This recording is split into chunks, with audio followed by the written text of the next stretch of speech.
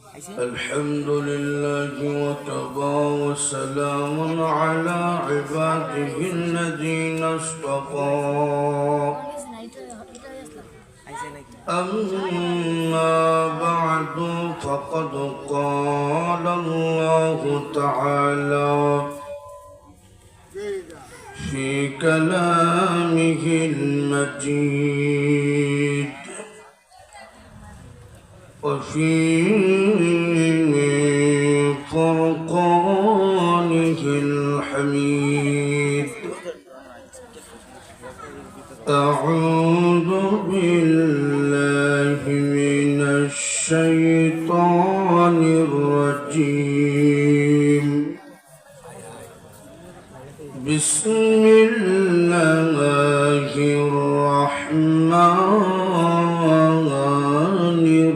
الرحيم هو الذي أرسل رسوله بالهدى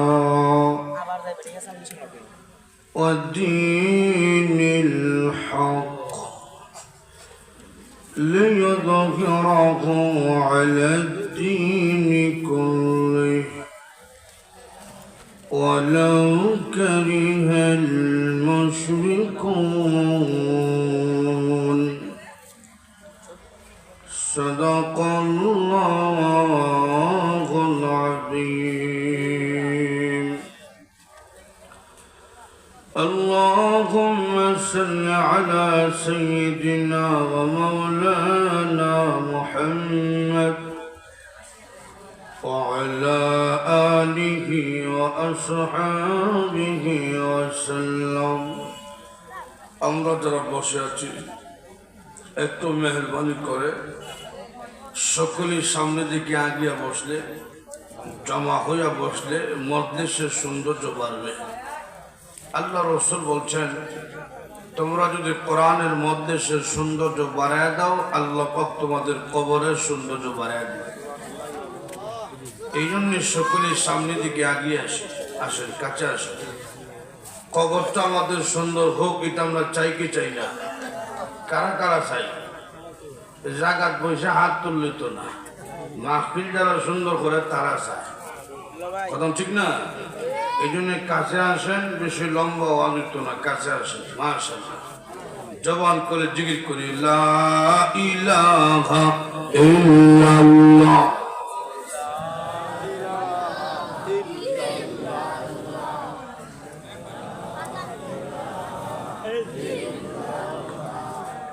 لا إله إلا الله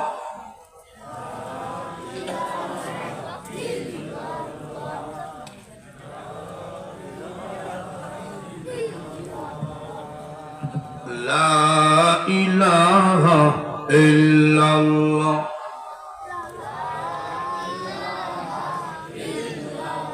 لا إله إلا الله محمد رسول الله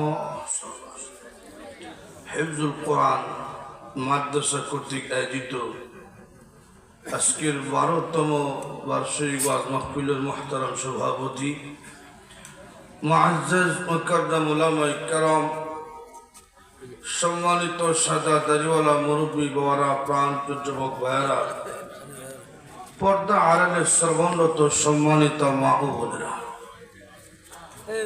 সর্বপ্রথমই আল্লাহ পাকের দরবারে অসংখ্য অগণিত শুকর আদায় করছি যিনি অত্যন্ত দয়া করে কোরআনের মধ্যে সে জান্নাতের বাগানে শরীক হয়ে বসার মতন তৌফিক দান করেছেন।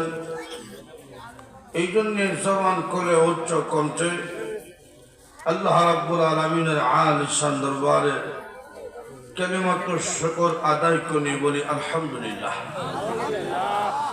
আমাদেরকে কথা বলার শক্তি দিয়েছেন কে? সব কিছু দিয়েছেন কে? আল্লাহর দেওয়া জবান দিয়ে, আল্লাহর দেওয়া শক্তি দিয়ে উচ্চ কণ্ঠে আবারও সকলে বলি আলহামদুলিল্লাহ। আওয়াজ স্বাভাবিক দেন, মধ্যে ডাবল আওয়াজ দেয়, এগুলো না, স্বাভাবিক আওয়াজ। আমি আপনাদের সামনে কোরআনুল কারীমের সূরা সব থেকে একখানা আয়াত তেলাওয়াত করেছি। এই আয়াতকে সামনে রেখে সংক্ষিপ্ত ভাবে কিছু আলোচনা করব। আল্লাহ রাব্বুল আলামিন যেন আমাকে ইখলাসের সাথে কথা বলার এবং সকলকে মনোযোগ সহকারে আমলের নিয়তে কথাগুলো শোনার জন্য তৌফিক দান করেন। সকলে বলি আমিন। আল্লাহ পাক আমার তেলাওয়াতকৃত আয়াতের মধ্যে তুলে ধরেছেন যে আমি আল্লাহ আমার নবীকে দুনিয়ার জমিনে প্রেরণ করেছি কোরআন দিয়ে। নবীকে দুনিয়ার জমিনে কোরআন দিয়ে প্রেরণ করার উদ্দেশ্য কি? যেন আমরা জান্নাত পর্যন্ত পৌঁছতে পারি। সুবহানাল্লাহ জুড়ে বলবেন না? আমাদের আসল বাড়ি হইল জান্নাত। আমাদের আসল বাড়ি কই? জান্নাত। আমরা জান্নাত থেকে দুনিয়ার জমিনে এসেছি। কিভাবে আসলাম? আল্লাহ পাক কোরআনে উল্লেখ করছেন, قُلْنَا اهْبِطُوا مِنْهَا جَمِيعًا।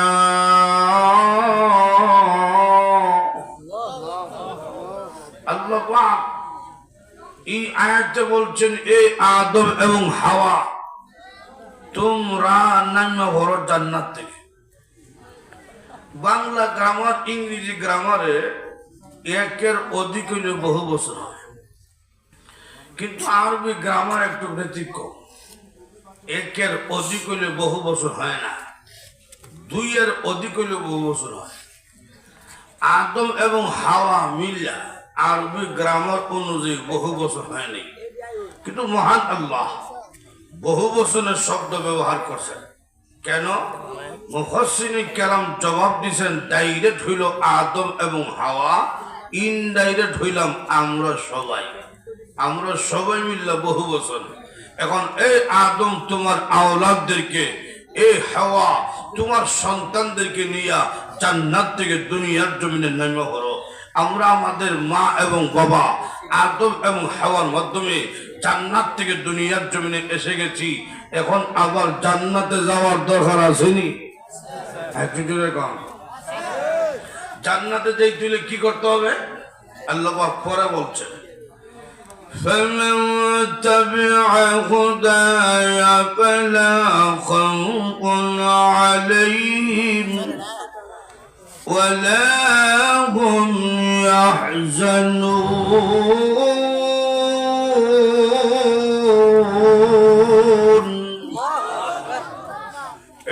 আদম এবং হাওয়া, তোমাদের আওলাদের কাছে আমি আল্লাহর পক্ষ থেকে দুইটা জিনিস যাবে, হুদা পাঠাবো।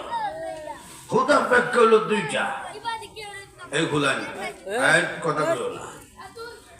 হুদার ব্যাখ্যা হলো দুইটা।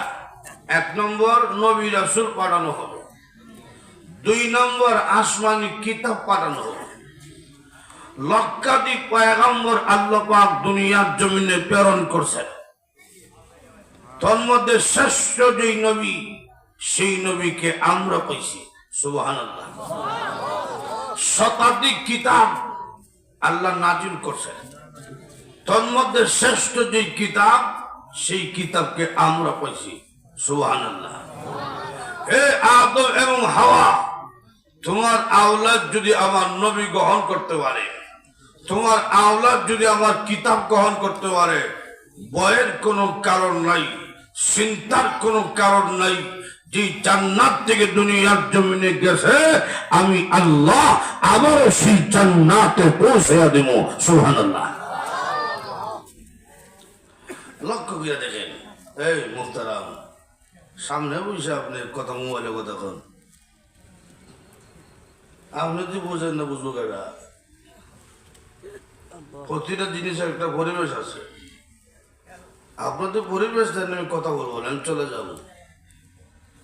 আমার ওয়াজের শখ নাই, পরিবেশ ছাড়া হইব, পরিবেশ ছাড়া নাচ হয়, গান হয়, ওয়াজ হয় না। চলতো নি? লক্ষ্য করে দেখেন, আল্লাহ পাক বলেন চিন্তা নাই, ভয় নাই। চিন্তা নাই কিসের, ভয় নাই কিসের? সংক্ষিপ্ত আকারে কিছু বলবো। আল্লাহ যে বলেন চিন্তা নাই, এটা কিটা, এটা কোন জিনিস?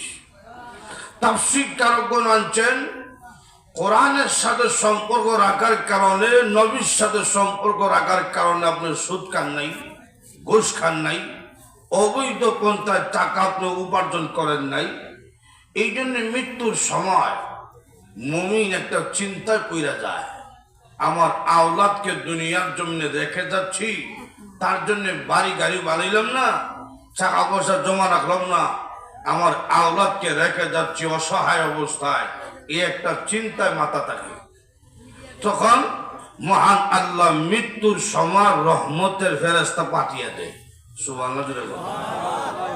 ফেরেশতা ভাড়াইয়া সালাম দেয়, সালামু কওলাম মির রাব্বির রাহিম।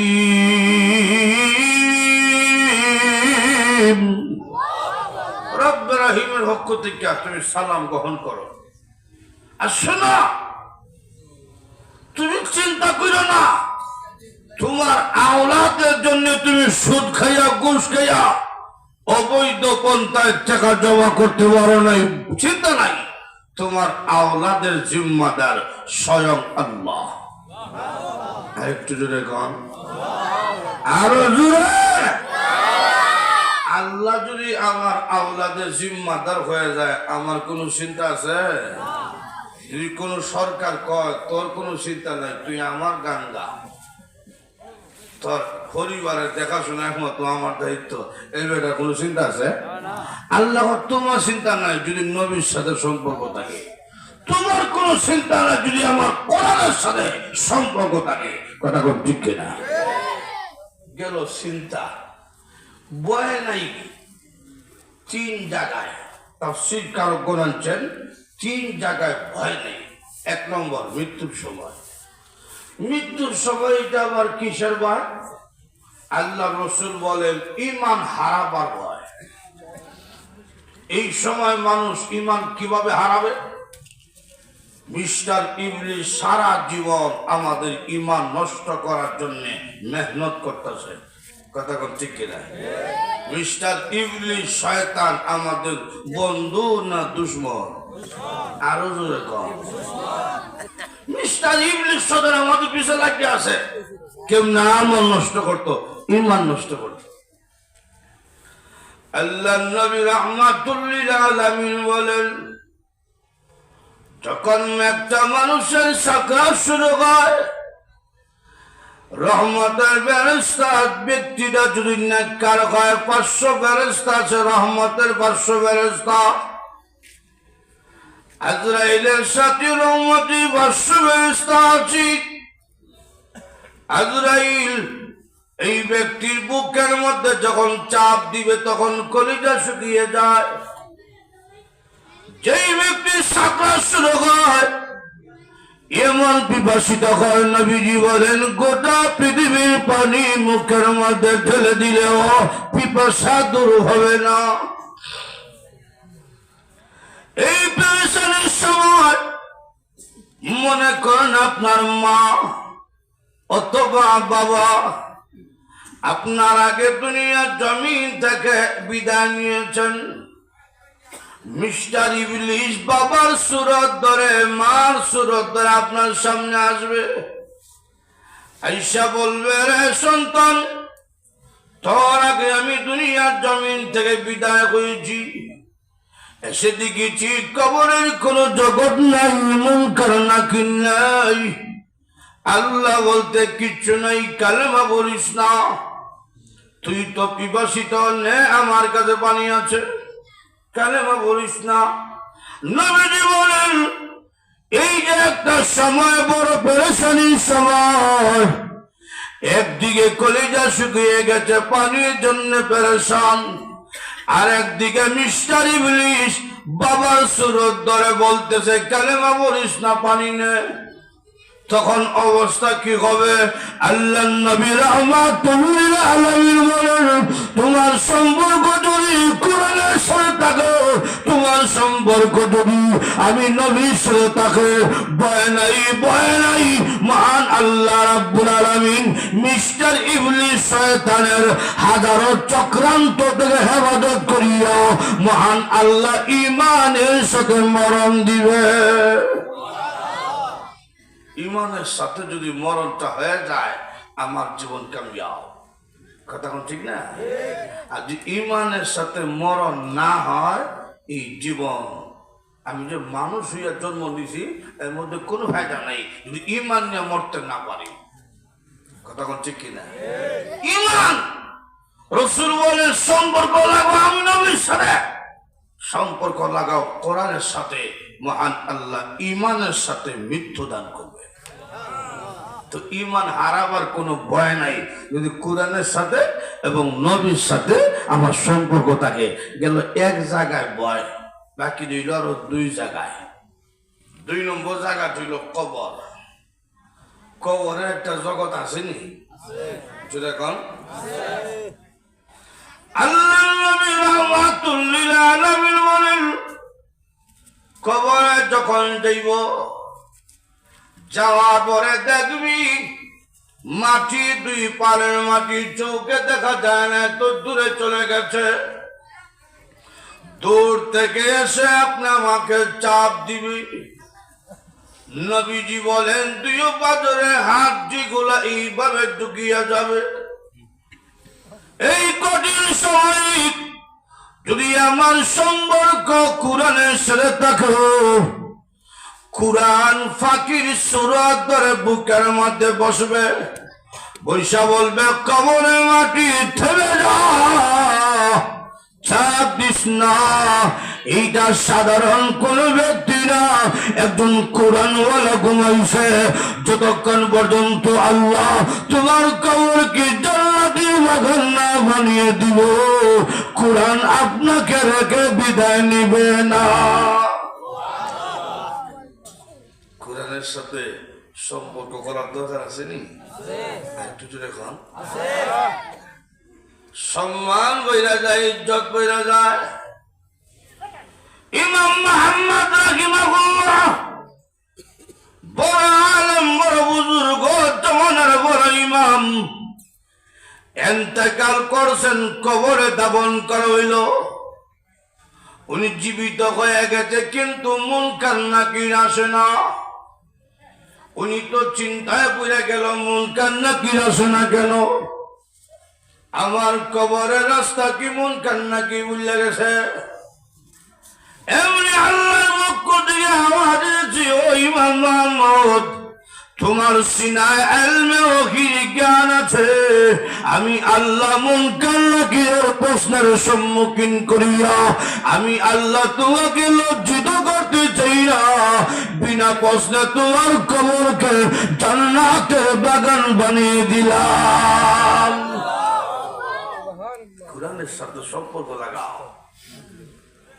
একজন তাবী শাইখুল হাদিস আল্লামা জাকারিয়া রহমাতুল্লাহ আলাইহি, উনার কিতাব আছে ইয়াহইয়া ইবনে আফসাম রহমাতুল্লাহ আলাইহি, বড় আলেম, বড় বুজুর্গ। উনি বুড়া হয়ে গেছে, কিন্তু দাড়ি সাদা হয়েছে না। তো নবীর হাদিসে এসেছে, সাদা দাড়ি হইলে সম্মান বাড়ে। সুবহানাল্লাহ জুড়ে। এই যে কালো দাড়ি, এটা এক সম্মান। আর দাড়িটা যখন সাদা হয়, কালো দাড়ির চাইতে সাদা দাড়ির সম্মান 70 গুণ বেশি। হাদিস অনুযায়ী আমি মুরব্বী না, বয়স বেশি হলে কি হয়েছে? উনার ছেলেরা হইতেছে, শোনো, আমি যদি মারা যাই, তোমরা আমার কালো দাড়িরে সাদা ফুটা দাফন করো। ছেলেরা হয়, আব্বা ভাবলে তো সাদা কালা হবে, আপনি কালারে সাদা হবে কেন? রসুলের হাদিস অনুযায়ী সাদা হইলে সম্মান বাড়ে। সাদা দাঁড়িয়ে নিয়ে কবরে গেলে ফেরেশতা আমার সম্মান দিব। আর বৃদ্ধ দেখলে বৃদ্ধর উপরে আল্লাহর দয়া হবে না। সুবহানাল্লাহ কইবেন কেমনে? বুঝা যায় সুবহানাল্লাহ কইতে কইতে ভিতর খালি হয়ে গেছে। একটু জোরে বল সুবহানাল্লাহ। ঠিকই উনি ইন্তেকাল করছে, ছেলেরা কালো দাঁড়িয়ে সাদা কইরা দাফন করছে। যেই মাত্র দাফন করছে, মুনকার দেখে রয়েছে, আয়া প্রশ্ন করছে মারা বোকা ধমক শূন্য আকসাম অন্ধকার গর্ত মনে হয় সাদা দাঁড়িয়ে দেখছে না দেখি দ্বিতীয়বার কি করে মুনকার নাকি আবার মারা বোকা উনি চিল্লাইতে তারপর জবাব দিতাম না সাদা হইলে ঢুকছি সুবহানাল্লাহ জোরে কও ফেরেশতা আল্লাহ কই পাঠাইলেন উনি তো হাও করে নাও করে না আল্লাহ তোর আয়া হ আমার বান্দার সাথে আমি কথা কইতাছি এখন আল্লাহ ধমক দিছে ফেরেশতারা প্রশ্ন করল জবাব দিলেন না উনি কয় আল্লাহ জমিনের পুকুরে হাদিসে যা পাইছি জমিনের নিচে হাদিসে কোনো মিল হয়েছি না কি হয়েছে আল্লাহ হাদিসে পাইলাম সাদা দাঁড়িয়ে সম্মান বাড়বো ইজ্জত বাড়বে ফেরস্ত আমার দমক দিল আপনি দমক দিতেছেন হাদিসের সাথে কোনো মিল নাই আল্লাহ কয় আমার নবী কইছে ঠিক আমার নবী ব্যক্তিগত কোনো কথাই কয় না আমার নবীর কথা ঠিক কিন্তু তুই তো 2 নম্বর বুঝা তোর সাদা হইছে না তুই নিজে সাদা করছ আল্লাহ দাড়িটা আমার নবীর সুন্নত আর সাদা যে দাড়ি এটা তোমার পছন্দ সুবহানাল্লাহ জুড়ে আমি তো পছন্দ তালাশ করছি এমনি আল্লাহ ডাক দেখায় যে নবীর সুন্নতের সাথে সম্পর্ক রাখে যে বান্দা আমার পছন্দ তালাশ করে প্রশ্ন করা দরকার নেই বিনা প্রশ্নে তার কবরকে জান্নাতের বাগান বানিয়ে দিলাম কয়েক মাস পরে উনার এক বন্ধু বড় আলেম উনাকে স্বপ্ন দেখছে স্বপ্ন দেখে প্রশ্ন করতেছে এই আকরাম আপনি যে কালো দাড়িকে সাদা হয়ে কবর ডুবছিলেন বাঁচতে পারছেননি না কিছুটা হয়েছে উনি আটকা গেছিলাম ফেস খাড়িয়ে ছুটে গেছি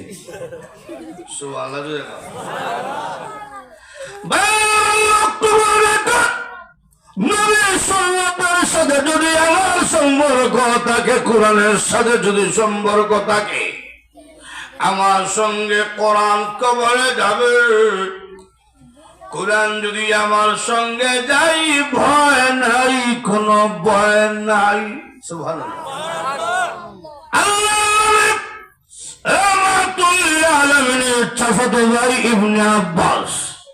আব্দুল্লাহ ইবনে আব্বাস রাদিয়াল্লাহু আনহুর জন্য নবীজি দোয়া করছেন প্রভু গো আমার চাচার ঘরের ভাই ইবনে আব্বাসের সিনার মধ্যে ইলমে ওহির জ্ঞান ঢুকিয়ে দাও নবীজি দোয়া করছেন নবীজির দোয়া কবুল হইবনি আল্লাহ রাহমাতুল আলামিনের দোয়া মন্দ কবুল হয়েছে সাহাবায়ে কেরামের মধ্যে সবচেয়ে বেশি যিনি কোরআন বুঝতেন তিনি হলেন নবীজির চাচাতো ভাই ইবনে আব্বাস সুবহানাল্লাহ কোরআনের খেদমত করে জীবন কাটাইলো কোরআনের তাফসীর করলো কোরআনের মেহনত করলো ভালোবাসলো উনি যখন ইন্তেকাল করছে সাহাবায়ে কেরাম গোসল করাইলেন কাফন লাগাইয়া দিলেন হঠাৎ করে তাকিয়া দেখে কাপড়ের ভিতরে একটা পাখি ঢুকে গেছে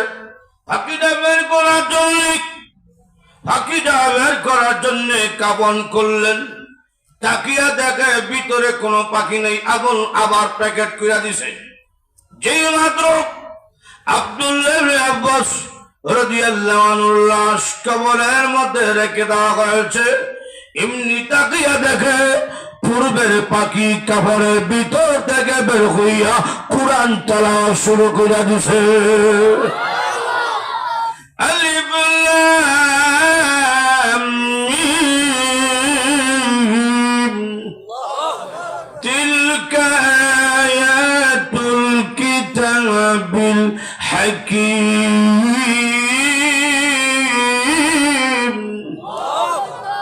মানুষের মতো পাখি কথা বলে ও ইবনে আব্বাস আজকে দুনিয়ার জমিন থেকে তুমি বিদায় হয়ে গেছো তোমার সাথে বাড়ি আসে নাই আত্মীয় স্বজন কেউ কবরের ভিতরে আসে নাই একাশটুক, কিন্তু আমি হইলাম তোমার কোরআন তেলাওয়াতের আমল। ফাকির সুরত ধরে কবর পর্যন্ত এসে গেছি। এখন আল্লাহর কাছে দরখাস্ত করব, যতক্ষণ পর্যন্ত মহান আল্লাহ তোমার কবরকে জান্নাতের বাগান না বানিয়ে দিব, আমি কোরআন তেলাওয়াতের আমল তোমাকে ছেড়ে বিদায় নিব না। কবর জগতে আমার কোনো ভয় নাই, কবর আযাব নিয়া কোনো ভয় নাই, যে কোরআনের সাথে আমার সম্পর্ক থাকে, কারণ কোরআন আমার সাথে কবর পর্যন্ত যাবে। সুবহানাল্লাহ। গেল দুই জায়গা, বিস্তারিত ব্যাখ্যা দেওয়ার সুযোগ নাই। এক নম্বর হইল মৃত্যুর সময় আওলাদ নেওয়ার চিন্তা নাই, আল্লাহ আমার আওলাদের জিম্মাদার। শোন আসেনি? এক নম্বর বয় হইল ইমান হারাবার কোনো ভয় নাই, নবীর সাথে কোরআনের সাথে সম্পর্ক থাকে, মহান আল্লাহ শয়তানের চক্রান্ত থেকে হেফাজত কইরা ইমানের সাথে মৃত্যু দিবে। দুই নম্বর হইল কবরে আযাবের কোনো ভয় নাই, কোরআনের সাথে সম্পর্ক থাকে, নবীর সাথে সম্পর্ক থাকে। এই দুই জিনিসের সাথে সম্পর্ক থাকার কারণে মহান আল্লাহ কবরে আযাবকে মাফ কইরা কবরকে জান্নাতের বাগান করে দেবে। তিন নম্বর জায়গা হইল হাসরের মাঠ।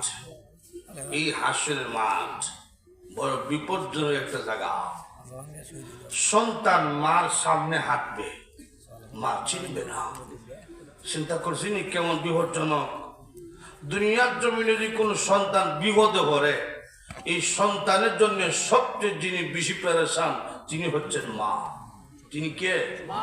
আরো যদি কোন সেই মার সামনে হাসরের মাঠে সন্তান পেরেশান হয়ে হাঁটবে, মা চিনত না। মা একটা নাকি দেন গো, মা বিপদের সম্মুখীন হয়ে গেছি। মা গো, ও মা, একটা নেকি হয়ে গেলে আমি জান্নাতি হয়ে যাবো। মা তুমি কোথাতে এসেছ? দুনিয়ার জমিনে আমি কোন ছেলে সন্তান প্রসব করি নাই। মা চিন্তাই না। এখন চিন্তা করেন কত বড় ফেরেশান। এই ফেরেশান কেন? মানুষের আমল নামাটা ডান হাতে আসবে না বাম হাতে আসবে, এই নিয়ে একটা ফেরেশান। কেন? যে ডান হাতে আসে এই লোকটা আনন্দিত জান্নাতি। সুবহানাল্লাহ। ডান হাতে আইব না বাম হাতে আইব, এই না ফেরেশানি। হাসরের মাঠে মহান আল্লাহ হুঙ্কার দেওয়া শুরু করছে। রাগান্বিত সবাই, আল্লাহ রাগান্বিত, কারোর সাথে কথা কয় না। রসুল আল্লাহর প্রশংসা শুরু হইলা আল্লাহ রাগকে ঠান্ডা করবো, আল্লাহ ডাক দেখাবো, নবী আমার চিন্তা করেন না, ফেরেশান হইয়েন না, আমি আল্লাহ কোরআনের কাছে দায়িত্ব ছেড়ে দিলাম। কোরআন যাদেরকে সুপারিশ করবে আমি আল্লাহ তাদের আমল নামার ডান হাতের মধ্যে দিব, আর যাদের আমল নামার ডান হাতের মধ্যে যাবে তারা মুস্কি হাসি দিয়ে জান্নাতে প্রবেশ করবে। এখন কোরআন আব্দুর রহমান, আব্দুল গাফার, আব্দুল সত্তারকে ধরছে, ধইরা নিয়ে গেছে আল্লাহ দরবারে। নিয়ে আল্লাহ তারা আমার মহব্বত করছে। এই যে আজকে বৈশা আছেন, কোন এমপির মহব্বতে না কোরআনের মহব্বতে? আরো জোরে কোরআনের মহব্বতে। আল্লাহ তারা আমার মহব্বত করছে, নিয়ে এসে জান্নাত দাও। আল্লাহ কয় না, দেওয়া যেত না জান্নাত। কেন? আল্লাহ কয় তাদের বিরুদ্ধে ৯৯টা মামলা আছে, কিরামান কাতিবিন তাদের বিরুদ্ধে ৯৯টা মামলা লিখে রাখছে, জান্নাত দেওয়া যাবে না। কোরআন কয় আল্লাহ আমি আপনার সিফত, আমি আপনার কালাম। আল্লাহ আপনার বান্দাদেরকে দইরা যেহেতু এনছি, জান্নাত তো না নিয়ে ছাড়তাম না। আল্লাহ তখন কইবে কোরআন তোমার দরখাস্ত মঞ্জুর, তোমার দরখাস্ত কবুল কইরা তাদের আমল নামাটা তাদের ডান হাতে মেলা দান করে দিলাম। তাহলে তিন জায়গায় বয় নাই কোরআনের সাথে নবীর সাথে আমার সম্পর্ক থাকে। 1 নম্বর ঈমান হারাবার ভয় নাই, 2 নম্বর কবরে আযাবের ভয় নাই, 3 নম্বর হাসরের মাঠে আমলনামা ডান হাতে আসবে না বাম হাতে আসবে এই নিয়ে আমার কোনো ভয় নাই। যদি কোরআনের সাথে নবীর সাথে আমার সম্পর্ক থাকে, এই জন্য কোরআনের সাথে নবীর সাথে সম্পর্ক রাখার দরকার আছে। আল্লাহ পাক কোরআন দিয়া রাসূলকে দুনিয়ার জমিনে প্রেরণ করছেন কেন? যেন আমরা জান্নাত পর্যন্ত পৌঁছতে পারি। এখন আপনাদের প্রশ্ন হইতে পারে, হুজুর আমার ছেলেকে মাদ্রাসায় কেন পড়ামু, কেন হাফেজ বানামু, কেন আমি আলেম বানামু? যে একটা লাভ কম, দুনিয়ার লাভের অভাব নাই। আপনি বৃদ্ধাশ্রমে যান, বৃদ্ধাশ্রমে গিয়া দেখেন কোন আলেম হাফেজের মা বাবা বৃদ্ধাশ্রমে নাই। একটু জোরে কোন ঠিক কিনা? কাউরে ভাইবেন না, অনেক শিল্পপতি মাও আছে বৃদ্ধাশ্রমে, অনেক ডক্টর